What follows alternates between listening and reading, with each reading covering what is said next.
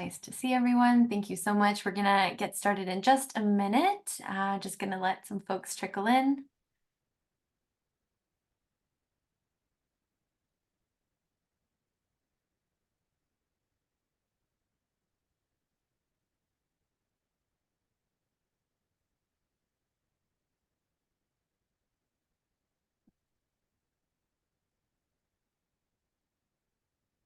Nice to see everyone. Thank you so much for joining us again today. I know everyone's busy, but really looking forward to today's presentation. So thank you so much.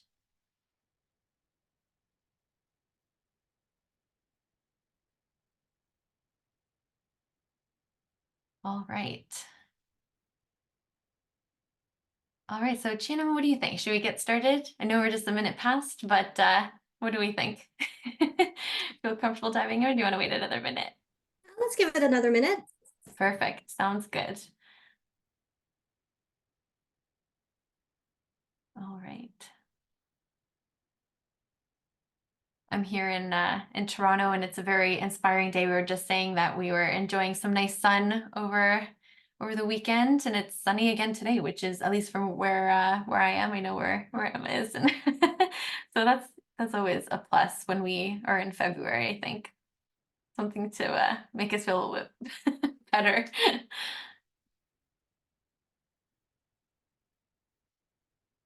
Awesome. Thanks everyone for joining in. I think we're just 2 minutes past. Let's get started, I think. Thank you again to everyone for joining. And we'll let some folks sort of trickle in as we continue to sort of dive in here into our presentation. So again, hi everyone. My name is Hannah Holmes, pronouns she and her, and I am the project coordinator here at PLEAC, the Public Legal Education Association of Canada. In the spirit of reconciliation, I acknowledge that I am located here in Toronto, Ontario, on the traditional territories of the Mississaugas of the Credit, the Anishinaabe, the Chippewa, the Haudenosaunee, and the Wendat peoples. I also acknowledge that Toronto is covered by Treaty 13 with the Mississaugas of the Credit. And today, this meeting place is still home to many Indigenous people, and we are grateful to have the opportunity to work on this land. And today, we are very excited to hear from our speakers, Nguyen, Executive Director of Equal Voice, and Emma Phillips, Partner at Goldblatt Partners, to speak on today's webinar, Working in Politics, Combating Sexual Harassment with Legislatures. And just a few quick notes before I pass it along to today's speakers.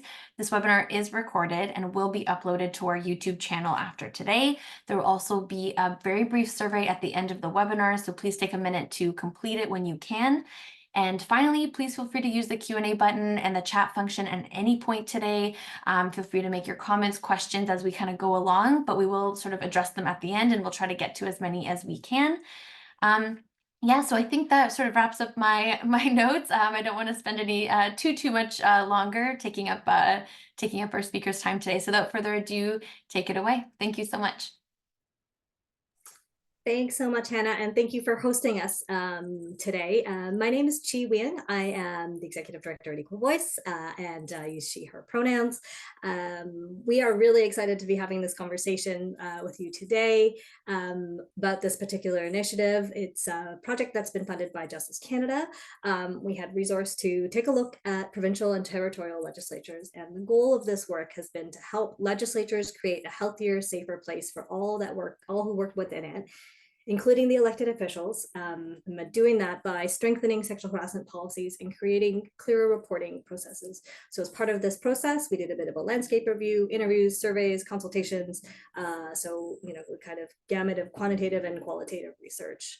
But before we dive in, I'm going to ask Emma to say hello and introduce herself and share a little bit about why you were excited to collaborate with us at Equal Voice on this work. Yes, hi everybody. My name is Emma Phillips. I also use she, her pronouns. As Hannah said, I'm a partner at Goldblatt Partners, which is a law firm in Toronto. I have a particular area of interest in workplace harassment and sexual harassment, and I come to that as a practicing lawyer who represents complainants and respondents in harassment complaints. I've also acted as an independent investigator in where there have been allegations of workplace harassment. And then I've also had the opportunity to kind of step back and look at workplace harassment issues from that kind of more systemic lens in the Canadian military, in the RCMP, and other kinds of really difficult environments where there is a very significant problem of sexual misconduct. And so when Equal Voice contacted me to see if I'd like to help them out with their project, I was really excited because it's an area where I have particular interest, but it's also an area where I think the law can only go so far. And you can have great laws on the books, you can have great policies, and you need all those things. But they're only as effective as the implementation. And implementation really depends on organizational culture and figuring out measures and initiatives to help develop buy-in. And you can't do that unless you're partnering with an organization that really has insight. And so when Equal Voice contacted me, it really seemed like a great organization that has a long history of working in this sector and real insights to be able to kind of figure out how we translate the law, which is up there in the books and can be kind of abstract, and really figure out how to make it effective in practice. So that's a short answer. I'm sure we'll get more into it as we go. Thanks, Emma. You really have an incredible background and experience and deep expertise in this area. So we were so thrilled to get to work with you on this particular initiative. So you talked a little bit about that range of background and experience. We're sort of 6 years out from the Me Too movement, where we saw a lot of shifting societal norms around sexual harassment and gender-based violence. Where do you think we are in today's conversation around this work?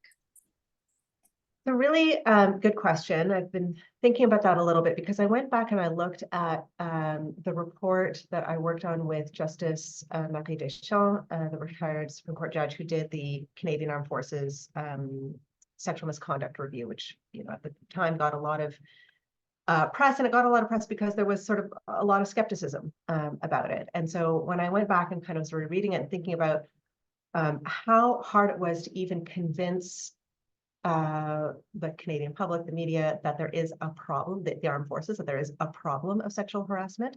And that was right before Me Too broke. And so when I think about the shift that's happened since then, I think there has been a really important change, which is an evolution, which is that I think people now generally understand sexual harassment is a problem. It's pervasive. It's very hard to uproot. And it's something that really needs attention and concerted effort to address. And again, we could get into all the reasons why that is. But obviously we haven't fixed it, right? That's a tall order. And so where are we now? I mean, I think we're all, in general, speaking the right language, recognizing that sexual harassment is a real issue, and particularly in male-dominated work environments, and particularly in more hierarchical work environments. But getting to the point of real implementation where people feel comfortable being able to come forward and actually raise incidents that occur, where they know what their rights are, where they feel comfortable exercising their rights, and where there is a real a sense of accountability if somebody does engage in misconduct, that they'll be held accountable. Those are just, those are much harder hurdles to overcome. And I think there are probably also some pockets where Me Too hasn't really fully taken root yet. And, the political environment might be one of those. Yeah, I think, I think about this work and that kind of arc and where we are in our history. And of course, there was a big piece this weekend about, in the Toronto Star, about the legal profession and, the challenges when you do come forward and what that all means for people. So, this also applies, of course, to the political context. And as many of you on this call will know, the chamber in the House of Commons in Ottawa only has 30% women. So it continues to be a male-dominated institution and comes with the history and practice. So all of that culture change work is ongoing. And of course, hitting that critical mass has shifted some of the culture, but there's still a huge way to go, I think.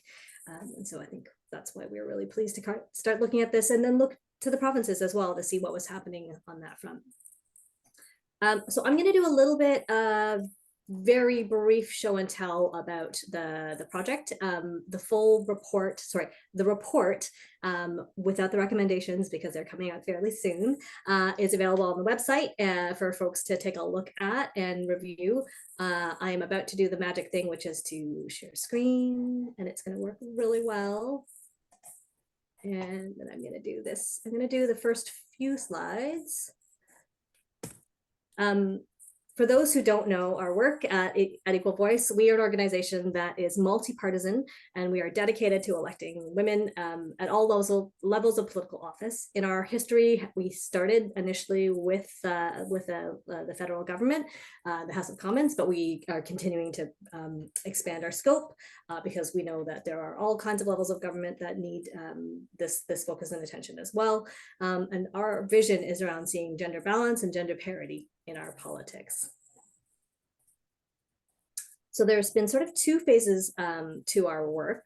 The first phase, this research phase that we undertook, involved a number of interviews, legal research, secondary research, a survey where we had over 250 respondents, and included a mix of elected officials, political staff, nonpartisan employees, as well as subject matter experts. And we were able to collect and hear from people across all 13 legislative assemblies. So that was really critical in kind of painting the picture across the country.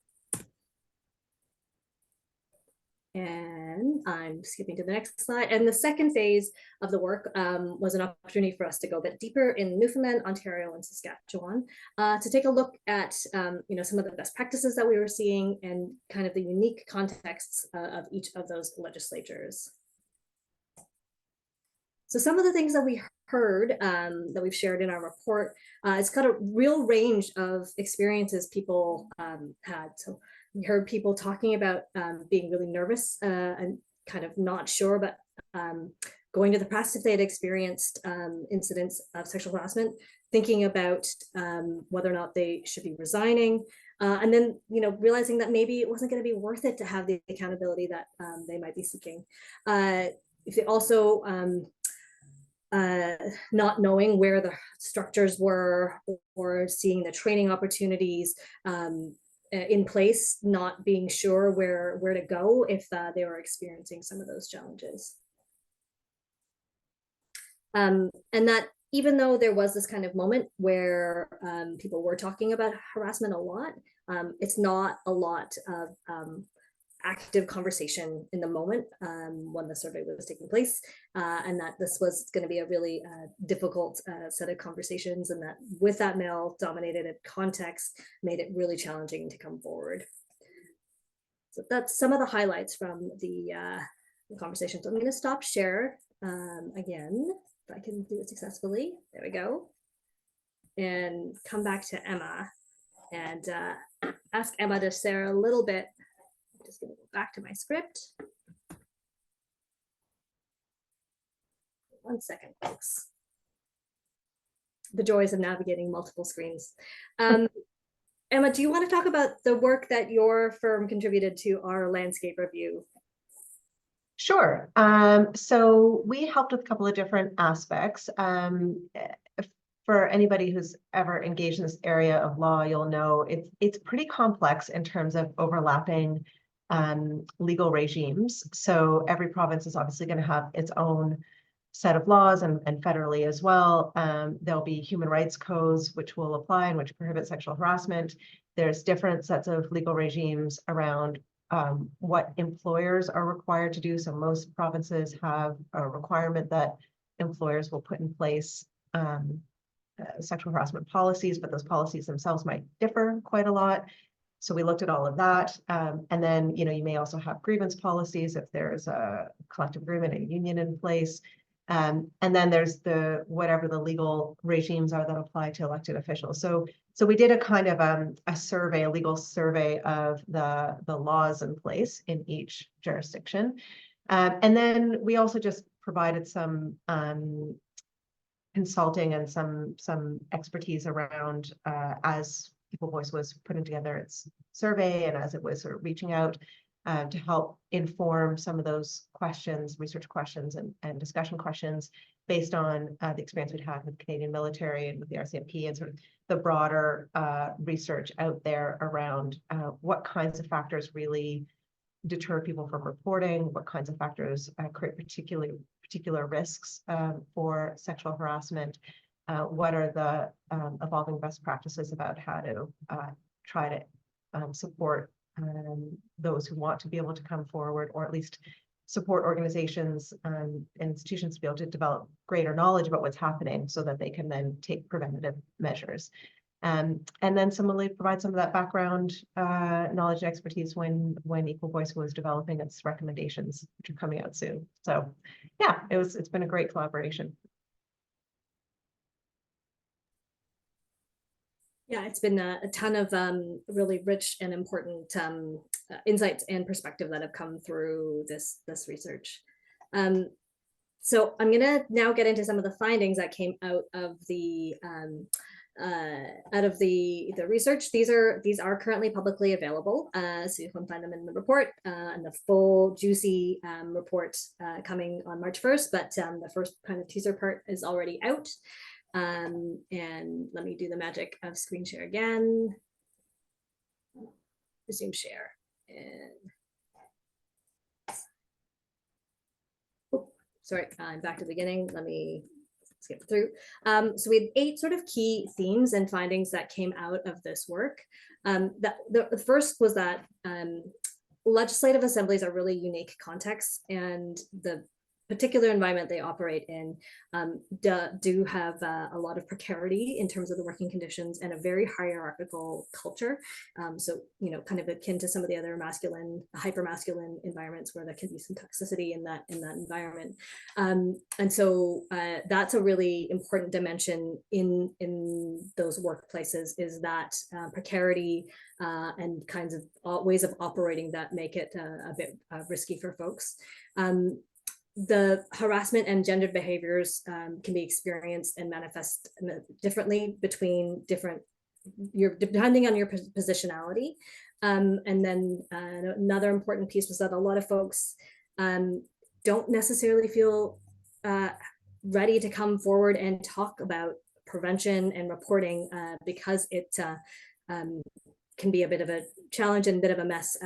Mess is not the right word. Complexity in terms of knowing how to navigate the systems. There are others who felt through the research that the reporting piece is really stigmatized. So if you do come forward, there can be implications. And that there are subsequently also ramifications for people's own career and mental health that need consideration. And that those who see and witness sexual harassment are also concerned about those implications. So even if you're not the perpetrator, or you see it, or you kind of talk about it, it's hard to kind of come forward because of a range of challenges in terms of how that might be perceived. The other 2 findings that we highlighted in our report, that many research participants who had accessed any of the policies that were in place didn't feel like they were kind of meeting their needs, and that really there's an opportunity to coordinate and have provinces and territories stitch up and learn from each other about what they're doing to respond to sexual harassment and start to do the prevention work and the culture change work that's required. So those are, yeah, go ahead. Sorry, I didn't mean to interrupt. I just was thinking as you were reviewing the findings, I'm wondering, would it be okay if I just comment on a couple that really stood out to me, coming from similar but different sectors? Yeah, absolutely. Because it just, you know, it really struck me again as you were reading through them. We see the same ingredients in every work environment where sexual harassment occurs, which is, you know, most work environments. So the same key kind of ingredients are there, but there's some particular factors I think that we see in the political environment, which, you know, somebody from outside of this world were, you know, striking to me, and I think exacerbate the problem. one was you were talking about the hierarchical nature of the political environment, which certainly we saw in the military and the RCMP and other places too, where it's like very clearly hierarchical, right? There's a chain of command. But I think in the political environment, what was so clear was depending on where you're positioned, if you're a nonpartisan employee of the legislature, you have one set of protections. If you're a political staffer, you're probably going to have, well, first of all, you have a different set of policies that govern you, but you may feel a lot more precarious because you are, generally much more short-term employment. You're going to be constantly concerned about where your next employment is going to come from. The relationships really matter. Your reputation really matters. If you're an intern, you're even more vulnerable. If you're an elected official, it's a whole other set of considerations around, the factors that you're going to have to weigh in determining whether or not you're willing to come forward. I mean, those that layering of sort of both hierarchy and significant power differentials in that political sphere with short-term job context particularly for political staffers or, as I said, interns, and that precarity that it creates is just a particularly unique feature. And then again, the elected officials who have a different sort of form of accountability is a particularly unique sort of set of factors. And I think that also is reflected in the survey results, which show, some people might feel much more confident and comfortable. They're probably the people who are permanent employees in the legislature who may be unionized and have, are nonpartisan.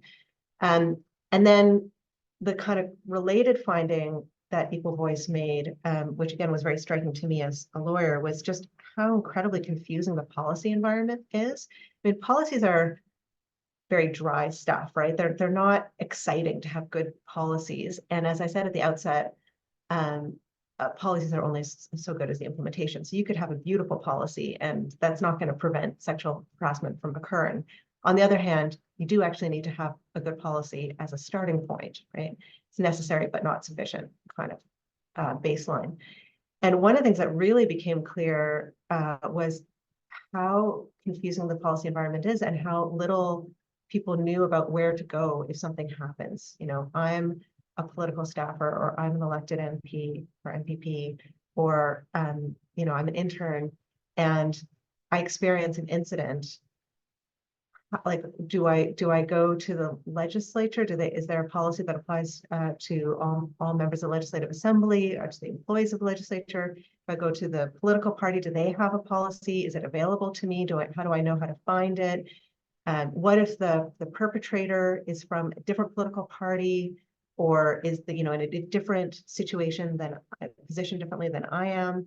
What policy governs their behavior? How are they going to be held accountable? And it's like this overlapping matrix of policies, many of which were just hidden and hard to access. And if you are somebody who is feeling vulnerable because you've now experienced something that is deeply stressful or traumatizing, or you're not sure whether it's sexual harassment, you don't know whether it's something you should come forward about, but you're really worried that if you do come forward, you might get stigmatized, it might impact your career opportunities down the road. So you don't necessarily want to go asking a lot of questions from everybody else. You just want to access something that's going to tell you, this is what the policy is, this is what governs behavior, these are what the potential outcomes are, and you have a hard time finding it. That really jumped out to me as a very kind of problematic area for a lot of, not necessarily in every legislature, but sort of as a general theme. And kind of from a legal perspective, like a bit low-hanging fruit. Like, this is something that should be the baseline for every worker and or for elected officials to just know what the policies are. And then they can make an informed decision about whether or not they want to move forward with a complaint or an informal process, resolution process. Sorry, I jumped in, but as you were going through the findings, it really struck me again. Yeah, and of course you spoke to this as well, but if you happen to work for a party where there is a union context, and how that collective agreements might play into this, and so there are just so many layers here for people to kind of unpack and sort through. And if you've experienced or witnessed or asking the question whether or not someone's behavior was inappropriate or qualifies as harassment, it's a lot to navigate and make sense of, for sure. And certainly, Yeah. And it's an area where there, it can be pretty legalese, right? Like the definition of harassment is pretty standard across most jurisdictions, and it's a course of comment or conduct which is known or ought reasonably to be known to be vexatious or unwelcome. Like that's not a definition that most people know how to interpret, know how to apply. So this person made these various comments to me, and then 3 days later they made these additional comments, and then they were inviting me to go to this work thing that I didn't feel I actually needed to go to, and now I don't know how to interpret their behavior. Is that a course of comment that's known or ought reasonably to be known to be unwelcome? I don't know, right? It's not an easy area to begin with. And I also should just say I sort of jumped over criminal law, but of course there's also criminal recourse too, depending on the nature of the conduct. And I think too, a lot of folks get into politics because they're keen and excited to want to change the world, and there is precarity in those like first offerings, first job opportunities. And so you might just be on like a short-term 6-month, 12-month contract because that's the window before the next round of campaigns, etc. So there are just so many levels of vulnerability, especially if you're new into the workforce as well, to consider. And so making sure that you can still come forward if this is something that you have experienced, I think is something that we're hoping to see more of. I'm going to shift us a little bit to talking about some of the best practices or things that we're starting to see, or things that were of note in the time in the couple of years that we spent digging into this work together. Emma, does anything jump to mind for you here?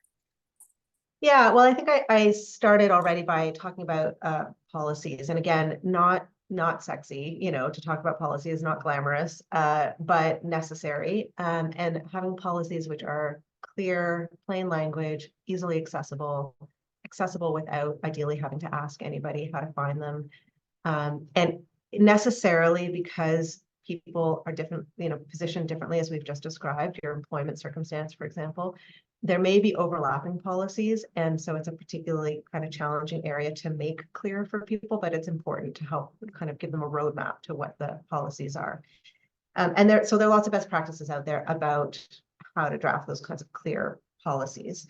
And it's also an increasing best practice, and I've seen this, for example, the Law Society of Ontario has it, universities definitely, colleges have followed this practice, certainly the Canadian military did, which is to have some kind of neutral staff person, you could call them an intake officer or something of that kind, whose job it is to help people navigate the system. They're not there to advocate, they're not your lawyer, they're not your advocate, but they are there to help say, okay, here are the different policies that might apply depending on where you're positioned, depending on where the respondent is positioned.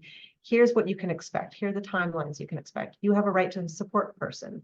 There's informal resolution processes if you want to keep everything very informal and confidential. Or here's the formal complaint process if you think that there's something that needs to be more formally investigated. People have a lot of questions in these circumstances, and they feel very, very vulnerable. And so having somebody who can just provide information is a really crucial step to helping people to feel supported and helping them to potentially come forward. Survivors need to have agency about whether or not they're going to come forward or not, because there are a lot of potential career consequences, as much as we try to prevent that. And so people really need to be able to make decisions for themselves about whether or not they want to come forward. And I think one of the really important best practices that we've seen evolve, and Justice Deschamps really addresses this in her report on the Canadian military, and the military adopted it. And again, post-secondary education, at least in Ontario, has very much taken this up. Even if somebody doesn't want to bring a formal complaint, the institution itself needs to try to encourage people to be able to come forward for two reasons. One is to support the person and help them access therapeutic supports, medical supports, accommodations, even if they never file a formal complaint. But the second is so that the organization, whether it's the legislature, the Canadian Armed Forces, the political party, starts to gather information about what are the circumstances in which these kinds of incidents are most likely to occur. Are we seeing that all of these incidents seem to occur in, late night socializing where there's the networking parties and there's a lot of alcohol involved? Is there, in travel environments, or is it, within the four corners of the legislature building between 9 and 5? That's unlikely to be the scenario. But, what are the risk factors that are more likely to lead to circumstances where somebody might experience harassment? And then if we know what those risk factors are, then we can take much more targeted, directed, preventative measures. And so that's not necessarily about individual accountability, that we're going to hold this particular individual accountable for their conduct, because the complainant may not ultimately, at the end of the day, feel comfortable coming forward and bringing the complaint and having an investigation. Or they might come forward and say, I really just want a quiet conversation with this individual, and I want that individual just to be told that they can't keep acting that way, but I don't want them to be, kicked out of the legislature or lose their job or be publicly stigmatized. But whatever that individual process is that happens, there's a separate, I think, role and responsibility of the organization, again, whether that's the legislature or, a workplace, to collect information about what's happening on the ground, track it over time, and then take measures, preventative measures. And so that, there are different reasons for trying to encourage people to come forward and recognize that they have the right to make decisions about whether or not they want to complain. We need to protect their confidentiality if they, if they want to come forward, but not actually bring forward a complaint. Yeah, Emma, that's such an important piece too, is like, what's the institutional responsibility in doing the work to create measures that create the environment that people can come forward in and not feel like they're beholden to or have to go through a process that could really derail their own experience, but at least have it captured in a way that lets some pattern recognition and some understanding of the context start to emerge, so that we understand how I think we know that sexual violence happens everywhere, and so of course elected houses are not immune to this, and so what this work is really about is figuring out the policies, the unsexy infrastructure that is going to make sure that the culture can start to shift and evolve. So it's super important. We have a question in the chat that I'm going to take really quickly, which is whether or not we were looking at all about the role of technology and experiencing sexual violence that politicians may have. And that wasn't the focus of this particular piece of work, although as we do more conversations, do more polling and interviews with elected officials, we know that this is an ongoing and huge emerging, not emerging overnight. It's been a few years now, but really I think the last few years have really heightened the experience of online violence that and harassment that elected officials are subject to. And it's just an area of work that I'm hoping that we'll get to pick up in the next couple of in the next year. It's a good time for me to plug that we are doing a strategic plan and survey right now. And if these are issues that you have some experience around or you want to share some perspectives on, that's very valuable for us to know that there's room for us to be working in that space. Emma, go ahead. Yeah, well, I was just thinking, as you say, it wasn't a specific focus, but certainly the legal definition of harassment, sexual harassment, includes comments and conduct, right? And so it would absolutely include cyberbullying or any kind of targeted behavior that occurs over technology, with use of technology. And the post-secondary education environment is definitely one where there has been a lot of work done in this area because of the prevalence of sexual harassment that occurs over the various uses of technology within student communities or between employees and students. And so there are lots of actually very good policy models that can be looked to address, to ensure that the scope of the policy really addresses that kind of conduct as well.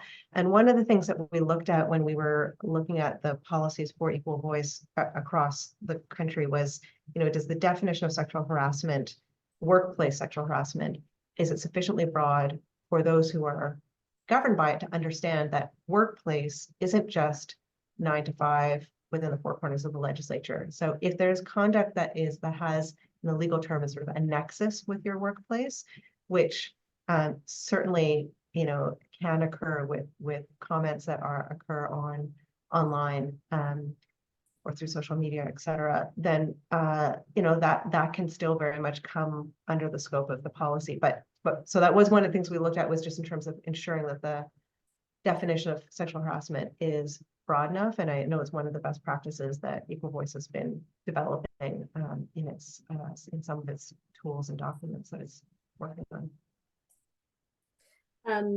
I think I think Hannah might have had an additional piece on that particular question, the online piece of Hannah. If you want to jump in, that's totally fine. If not, I think we'll continue to kind of ask the question about where we go from here.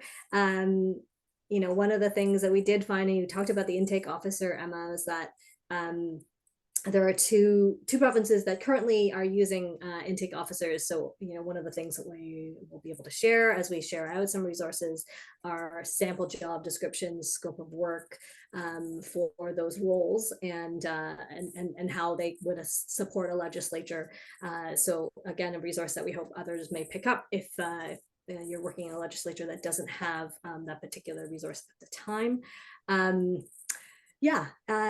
Is there any other pieces that you want to add to that kind of best practices list that come out of some of the other contexts that you're working in that are important for us to be thinking about? Yeah, one area that we haven't talked about, again, not a particularly glamorous area, but I would say very important, is training. And it's, tends to be the kind of thing that everybody sort of rolls their eyes. Everybody's overly busy, overextended. Nobody's got time to sit in a, 3-hour training session. But in my experience, and there's been lots of research done on training, it really makes a huge difference to the effectiveness of the policies. It can also have the opposite effect, right? It can also be extremely ineffective. And there's lots of research about this too. So trainings that are kind of death by PowerPoint, as it's been dubbed, those tend to not be very effective, and in fact can have a kind of regressive effect, because what it signals to the group of people who are being trained is that this organization does not take it very seriously, right? Everybody is just scrolling through, they're on their other devices. In the RCMP, there were lots of situations where those higher up in the chain of command would just get the lower ranking officers to do the training for them and click through for them, right? Like, so clearly not being taken very seriously. If that's the kind of training that's going on, that's not helpful at all. On the other hand, if there is training, which is an in-person training, which is scenario-based, with scenarios that reflect the actual types of incidents that occur in that workplace, that can be really effective, because oftentimes you find that people sort of skim through the policy, if they read it at all. They skim through it and they're like, oh, yeah, I understand. Yeah, I get what I'm supposed to do. And then you start to ask them questions about, well, is it appropriate to be commenting on this person's appearance? What if they just came back from vacation? What if they, they're making comments about their romantic life? Is it appropriate for you to now start asking them, why is this, what if the power relationship is different? Then people start to get more and more unclear.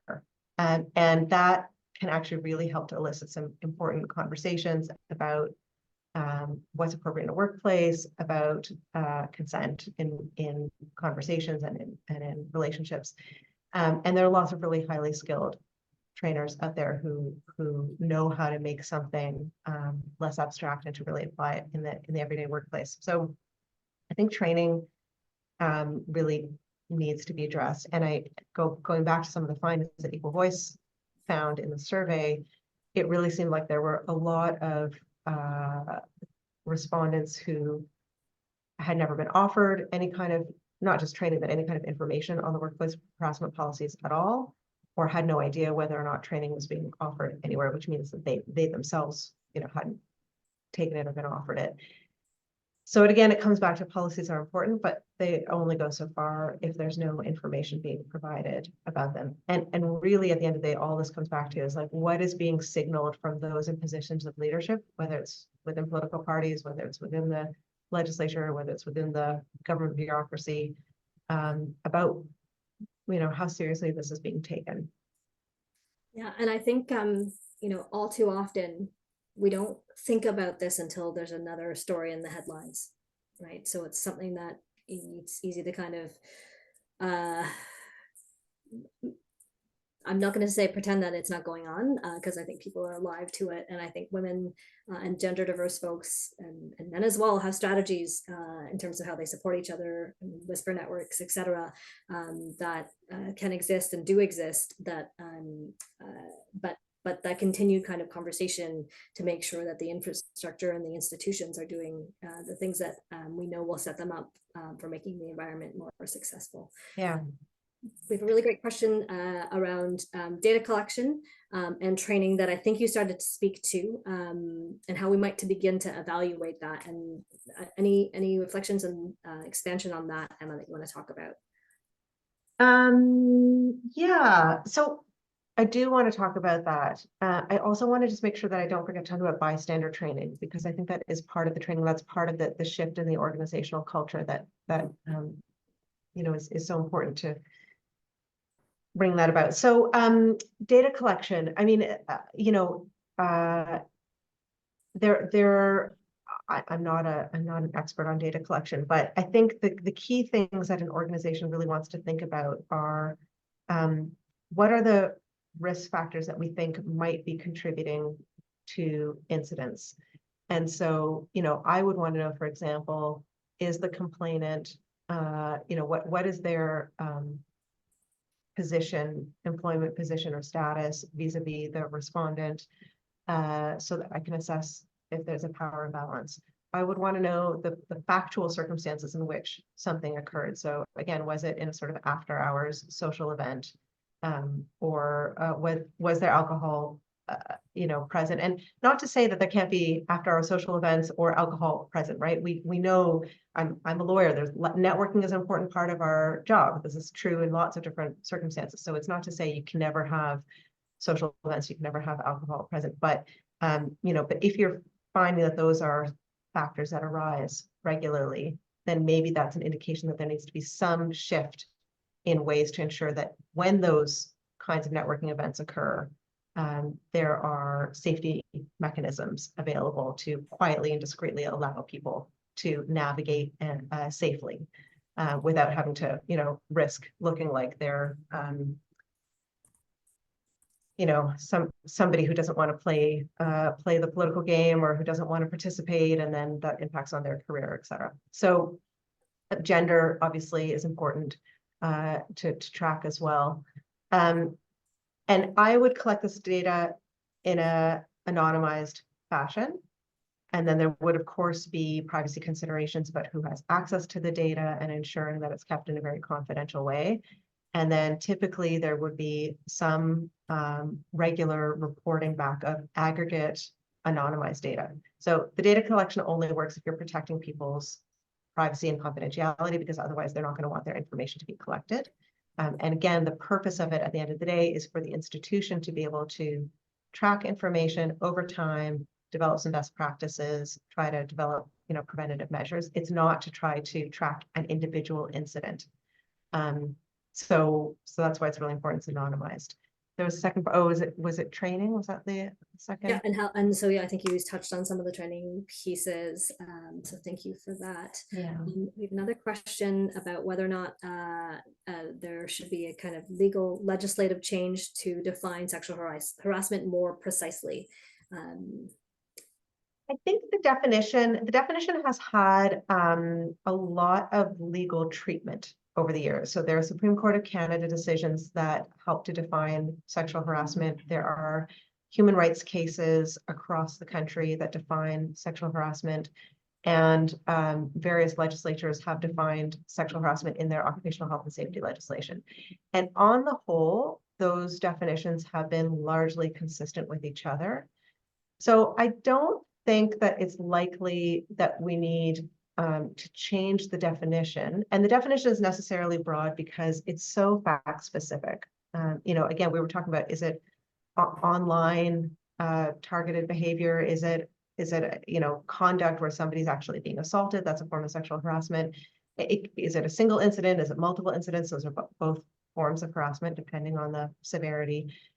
So the definition is necessarily broad. I think what the best practices that's really evolved is that in the policy, you have plain language examples.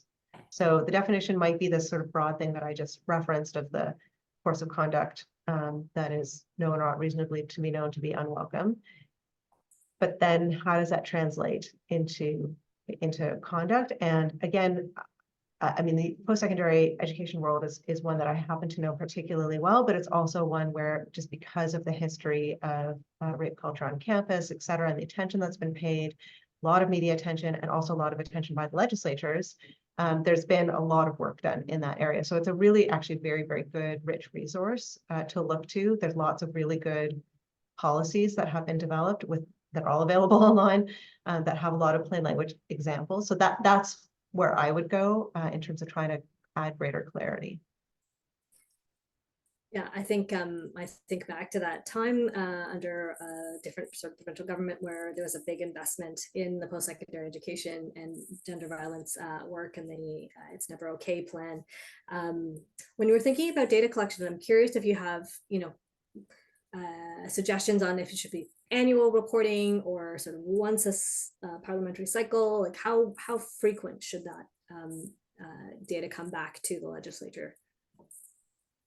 I don't know that there's a right or wrong answer to that, and those who work in the legislature might have a better sense. But I guess what I would say is if it's a small jurisdiction where there are going to be very few incidents that are reported, then there's going to be a much greater concern by those who do bring forward their complaint or their report, and whose information is included, that even if that information is being included in an anonymized way, they're still going to be identifiable because it's a small community and there's lots of the rumor mill, et cetera. So that might lead me to a slightly longer horizon for aggregating data, just so that when it is reported back, it doesn't effectively out somebody who doesn't want to be outed. So that would be a consideration that I would want to take into account.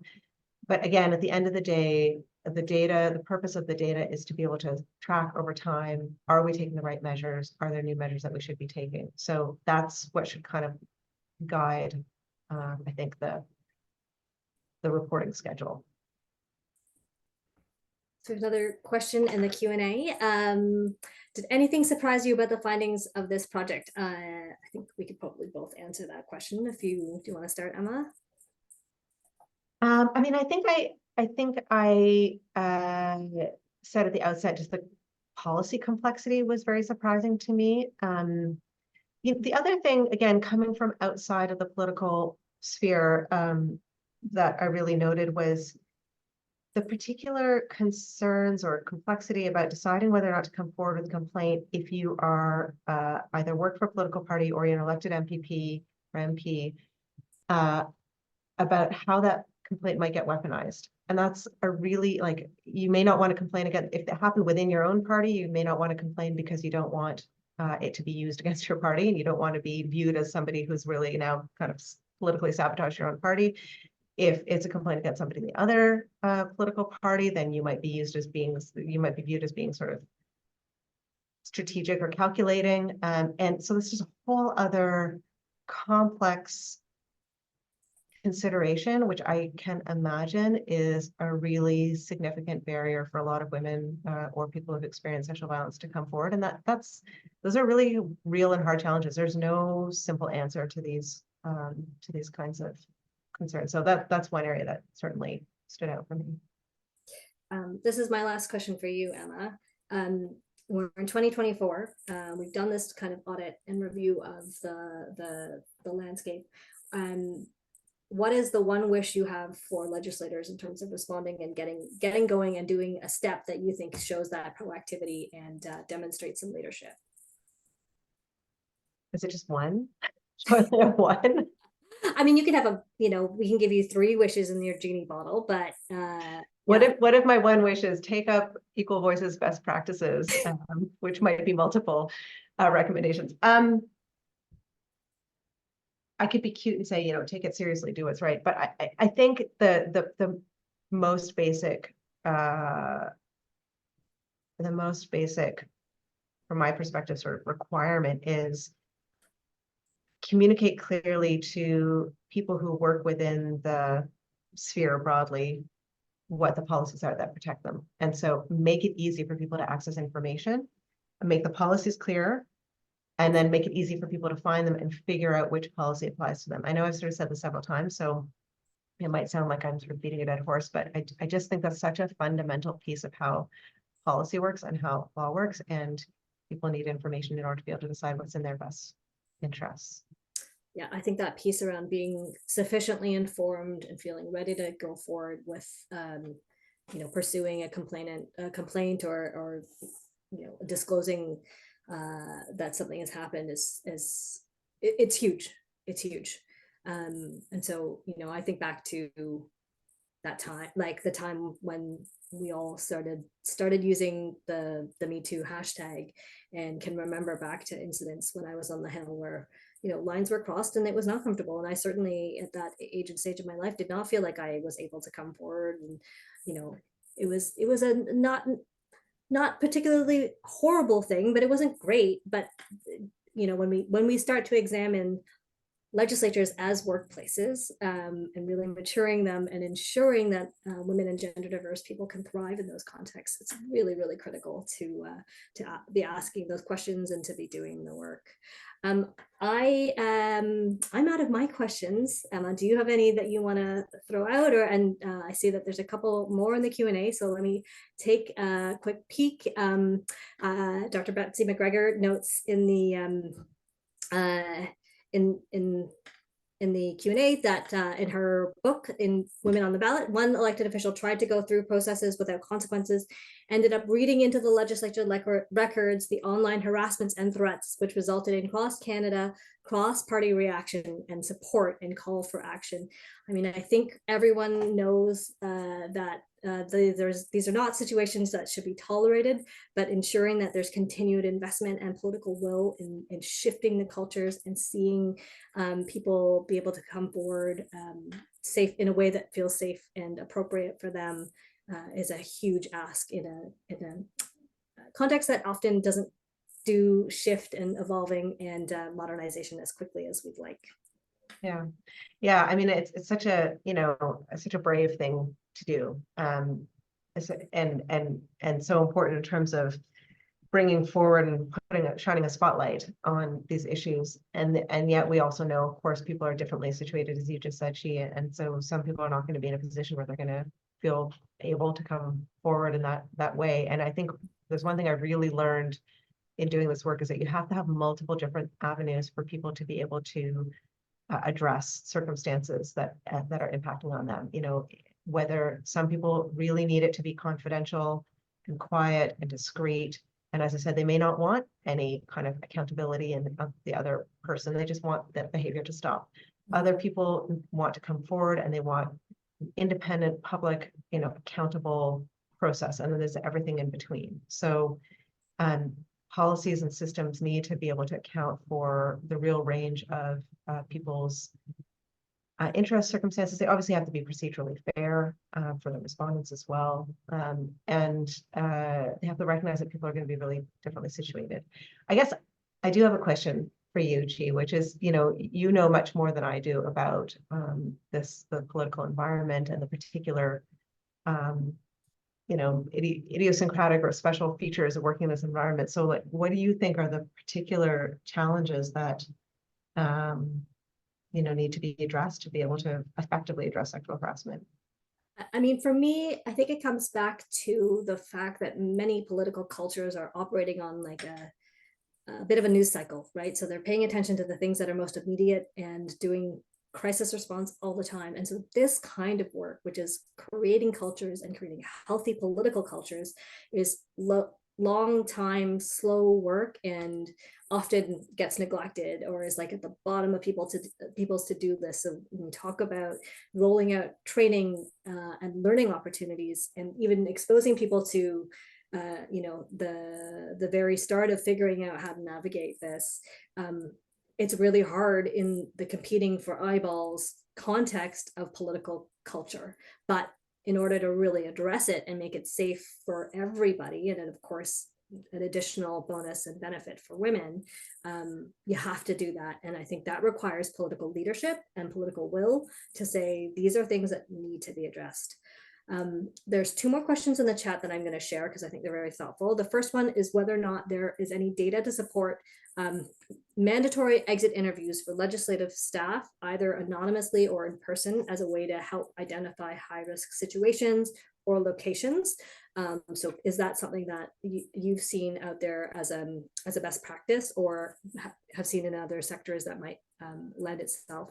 And then the other question is whether or not it would help to have criminal harassment or criminal harassment in the criminal code specifically around online harassment. So expanding that concept. So, sorry, two questions there, Emma. Okay, well, I'm going to take them in reverse order because, I apologize, but I'm not a criminal lawyer. And so I don't know that I'm the best person to comment on whether or not the criminal code currently is sort of sufficiently adequate to address criminal harassment through online platforms. I think that's a great question. I don't know that I'm the best person to answer it.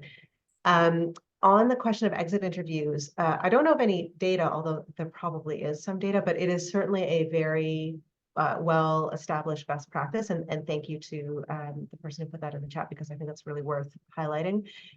It's a really well-established best practice for eliciting information about certainly about harassment and sexual harassment, but also on a number of fronts in terms of equity and diversity in workplaces, and what are the factors that are causing people in particular communities to leave. It can be a really, really, sadly, a very rich trove of information, sadly, because by that point, the employment relationship is now, really, really ended, which is, we would always want to try to address problems before they get to that point. But because people are leaving, they're much more willing to speak. And so that is, it's a really, really useful best practice to have. Thanks, Emma. I see that we're getting very close to the top of the hour. And so I want to just do a plug that the full report recommendations and our what we're calling our toolkit to help legislatures take up some of those best practices will be released in about 10 days. So stay tuned for that. We've been calling this webinar a bit of a teaser promo for the full report. So thanks for those who tuned in to learn more about this work. It's part of our broader work around retaining women in politics and how we can make legislatures better workplaces for everybody. So really delighted to get to work with you on this, Emma, and to draw from your deep well of expertise. I know that Hannah is going to have a survey to throw in online, and we'd love if you could fill that out. And I'm really grateful for people listening in and having some very thoughtful questions about the work. Feel free to reach out to us at Equal Voice at any point if you have any questions. It's been a pleasure. Thanks for having me. Yeah, thank you so much. I just want to chime in, Emma. Thank you so much for that fantastic conversation. You touched on so many key topics today that I can guarantee were takeaways for folks joining us today, relevant to each of their organizations and their work. You had sort of insights reflective of many conversations in this area, I have to say, in the past few years. So thank you for your continued work in this and for holding this conversation so eloquently today. I really, really appreciate it, just from PLEAC's sort of position. So thank you so much. And again, just to echo Chi, thank you to everyone joining us today and for taking time to tune in. Again, the recording will be shared. And if anyone has any further questions or feedback beyond the survey, or if you want to connect with our speakers, I'm happy to sort of put folks in touch if you're curious a little bit more to chat with Emma, or a little bit more for Equal Voice generally. Happy to sort of make those connections if that's helpful. But beyond that, have a lovely rest of your week, everyone, and see you folks next time. Thank you so much.